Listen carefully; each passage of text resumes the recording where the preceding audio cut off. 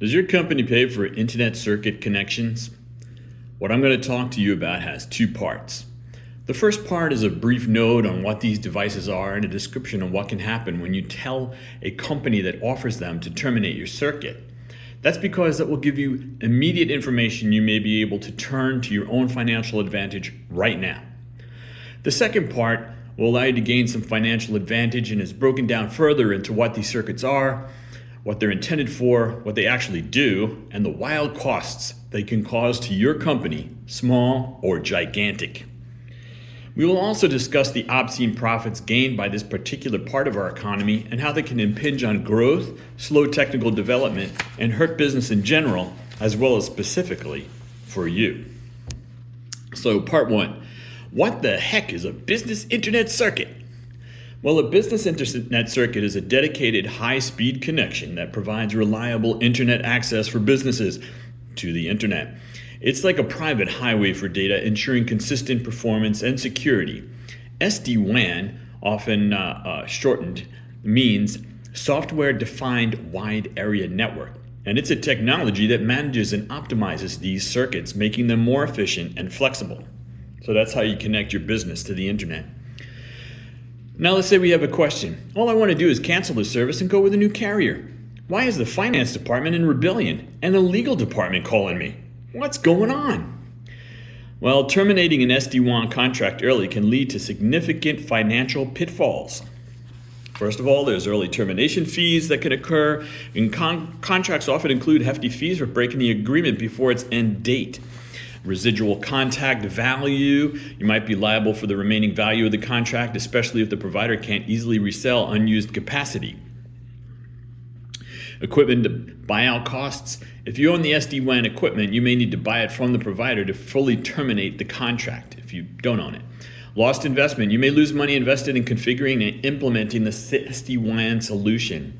And then there's increased cost for the new provider. Switching to a new provider might involve additional setup fees and potentially higher monthly costs. Service disruptions. Transitioning to a new provider can cause temporary disruptions to your network, impacting productivity and potentially incurring additional costs. Now, the real thing here is the finance. All the rest of these things are normally done by your IT department or someone that's knowledgeable of it, and the new vendor. The things to focus on here are residual contact value and the early termination fees. All these other items are all in favor of the company that's offering you the circuit. Now, to mitigate the risks, you can carefully review the contract terms before signing, which is okay if you didn't inherit the contract. If you inherited the contract, then you're going to know right away what's wrong with it. You may be able to, in the future, as you change over, negotiate favorable termination clauses and consider potential exit strategies when selecting an SD-WAN provider, because you don't want to get tied into these things. It's like you try to sell your car and it just doesn't work out. It doesn't work out. Now, part two. At one of my present clients, they have on average $545.75 a month for each of the internet circuits that they have. In total, they pay out close to $900,000 a year because they got a whole lot of them. The average speed for all the connections over this sprawling example is 63.5 megabytes per second. And there's a wide variation from 10 megabytes to 500 megabytes. So it's not, whatever happened here, I can't explain it completely. And I'm not going to. Circuit speeds are measured in megabytes per second and determine the maximum rate at which data can be transferred over an internet connection. Higher Mbps values mean faster data transfer speeds. Common circuit speeds are 100 Mbps, which is suitable for small businesses with basic internet needs like email, web browsing, and light file transfers, or 1 Gbps, which is 1,000 megabytes per second, which is ideal for medium-sized businesses with growing bandwidth demands, including video conferencing, cloud-based applications, and large file transfers. And then there's 10 gigabytes Gbps, which is suitable for large enterprises with extensive network requirements such as data centers, high-definition video streaming, and real-time collaboration tools. The circuit speed is dependent on the business's specific needs, if the person who chose them knew what they were looking at, including number of users, types of applications used, and expected data traffic. And by the way, just because you have a higher speed, this is very important to note. You can go out and get yourself a new higher speed and think everything's going to be fine, but that doesn't mean you're going to get better performance at the desktop nor across the entire network. If your system is heavily bogged down with cybersecurity, network security, desktop security, transaction security, etc., different levels, different types of software, that's going to take a toll on performance of the applications that you're using. If your system uses legacy software, that's the old stuff, in combination with newer software like cloud apps, cloud computing, and cloud data, there will be an impact on speed and performance that won't have anything to do with the circuits at all. I'm going to give you an example here. Let's say you have a legacy or older system, and it's running shipping and receiving on a particular computer. Then you stop that computer and turn it back on, and it happens to be connected to the cloud and to all the other offices in the world. Because of replication, because of reattachment of the systems to each other, and because of the updating of everything that goes on, it could take up to 2 weeks for that next change that you put in to reach everybody in your entire network. That's a problem, especially at year end and during the quarterly reports. Now, it's important to have the highest connection rates available for your business, but the point here is if your business has not optimized the software that you're using for your business, and even the data, because if the data is incorrect or incompatible with the different locations and has to be translated and all that, you know what I'm talking about. And if you don't, I'm glad to be of service to you. And even though the data being transferred and operating through the circuits, you may not see any improvement as the speeds go higher. In fact, you may see a downgrade because now things are going faster. In some cases, there may be a decline in performance as timeouts in the software or on the network, which were tolerated within the operating parameters of the slower circuits, may become an issue.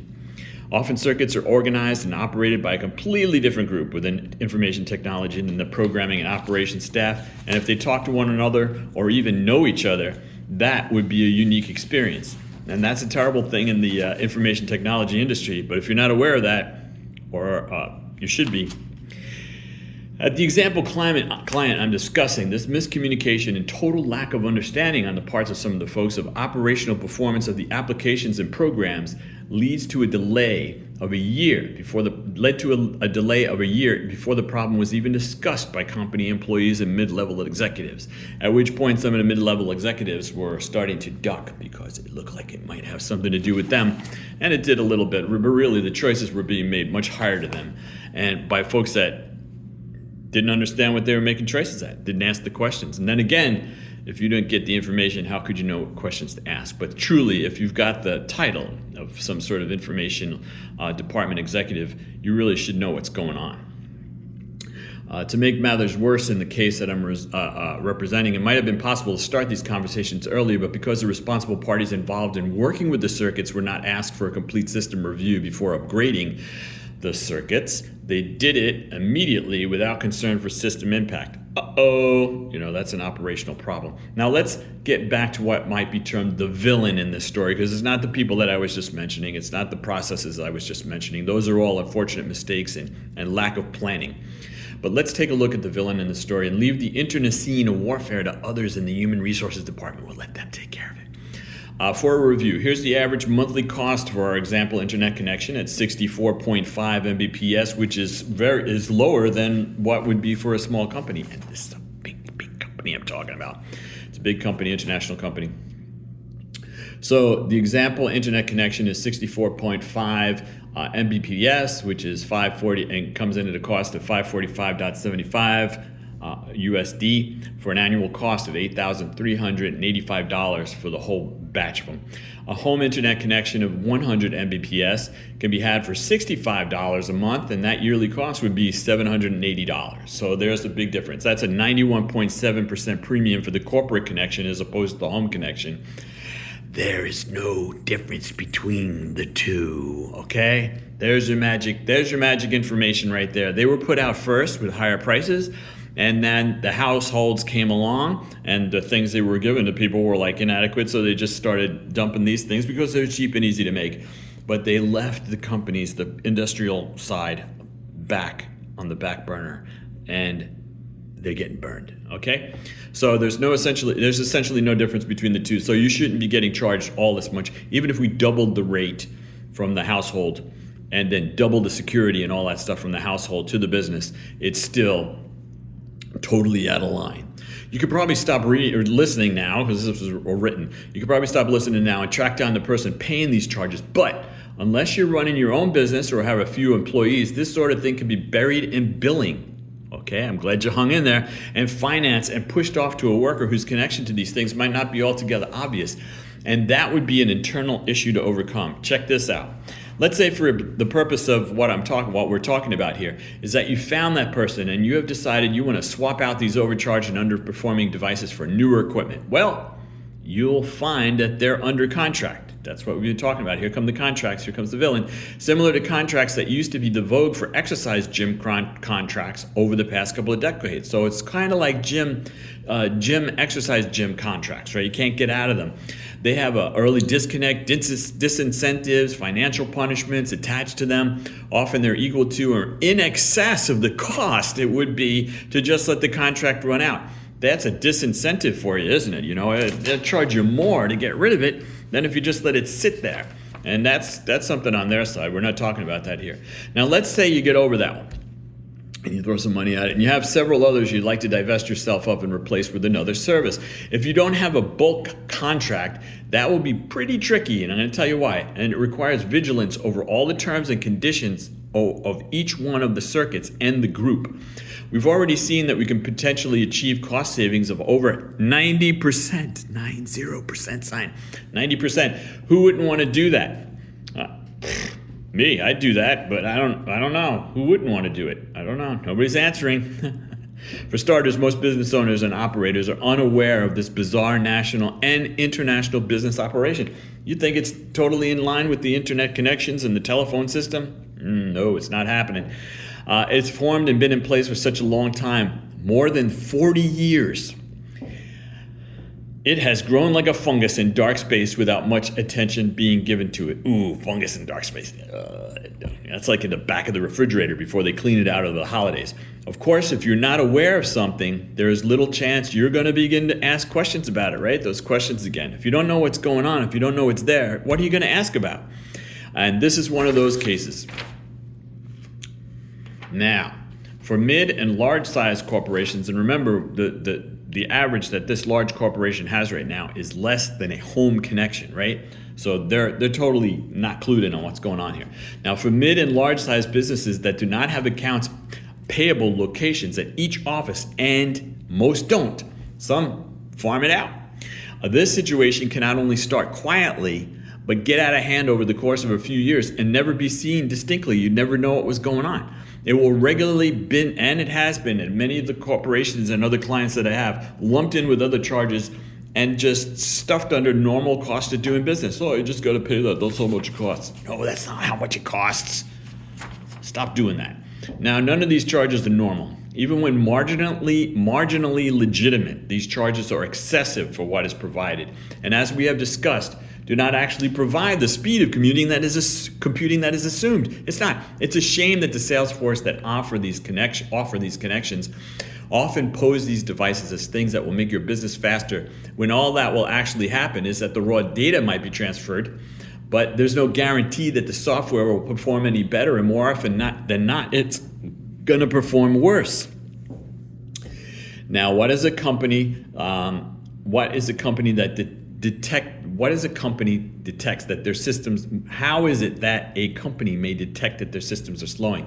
In our example business, they did just that. They immediately jumped on upgrading the speed of the circuits. And some of them were very slow, and they were at sites where one or two people worked in the office rarely, so you really didn't need to upgrade them. You certainly wanted to get that price down, but you didn't need to do any work there. But they opted to spend the money to upgrade all of the circuits. And for the smaller offices that received the super boost in speed, they see no real difference because most of the time, no one is at the location. No one's at the location. The security system is monitored by another company with their own adequately sized circuit. As for the larger offices, though they get a boost in speed, it's inadequate, and they also have to deal with the software difficulties, which I mentioned. After all this, we still haven't arrived where the heist takes place. We're almost there. We're almost at the heist place. I use that term loosely and in jest. Of course, of course. As we begin to find the bills from the company providing your circuit connections to you, there may be a few things you take note of. For example, number one, all of the bills may be coming to the main office, but it will be nearly impossible to figure out where those circuits and charges are located, what you're being charged for, let alone their speed and what's going on there. Nothing. No information about the product, no information about the speed you're getting, no information about the actual devices, nothing, just the bill. And sometimes we won't even have the name of the office that you're located at. You got to take an extra step and pay more for that. If you continue digging, you may find that you have some circuits you no longer use at the same locations. Or you may find you have more than one or two if you're using redundancy, as people often do, that isn't doing anything. It might not even be plugged in, but the contract keeps running. In a worse situation, it is plugged in and it's still running. That's insecure. Now, two, you may be on auto pay and never see the bills, therefore never see a need to question them. And you could close an office and all these bills will continue and you wouldn't even know it. Number three, now, when on auto renew, which is common, you'll never see a reason to question them or review them, either financially or physical, before it's all lumped again in the cost of business and gets rolled over and you don't have a chance to get out. That could even happen to you if the office is closed and they'll tell you, you still have to pay, it's in the contract. Wow. So all of the bills from many different vendors or two or three main competitors have one thing in common: your salesperson. Not yours, the one that's selling you the stuff from them. That person who helped you get the contract signed. Now let's take a closer look at number 4. Why should the same person be associated with all the vendors that you're using? They're all competitors. Why do they have one salesperson? It's kind of like a used car lot, isn't it? I mean, if you go to GM, normally you can't buy a Ford car unless they have it in their used section that they bought from somebody else, right? So let's take a look at number 4. Why would the same person be associated with all of the vendors that you're using, why would they all contract with the same person? Why would all the competitors contract with the same person to contract with you? That's because the vendors, that is the telecommunications company, contract with companies known as aggregators and also which are more popularly known as partners and channel partners. And they're a secondary sales force of the telecommunications companies that they use, so they don't have to pay a sales force directly. They can keep a small sales force. Actually, they got a big one anyway, and then they get these people to go out and do the actual work. And how do they get paid? How does that secondary level of sales force get paid, the one that interacts with all of the competitors? Well, they're given a payment for when the circuit is first signed, and the company gets paid more for the higher price circuits and other services, of course, so it's a graded level.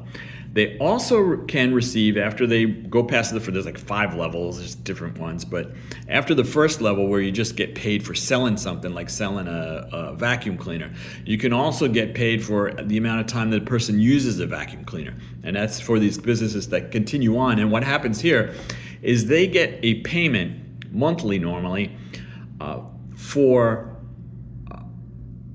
as a percentage of the bills that are paid to the telecommunications vendor as well. So you pay after all this is signed and all this stuff is signed, you pay the telecommunications vendor and they pay the salesperson that sold you the telecommunications contract.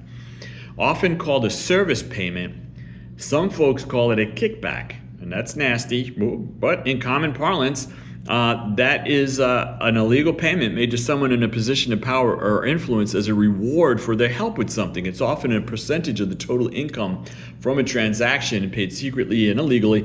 Kickbacks are considered a form of bribery and are illegal in most countries.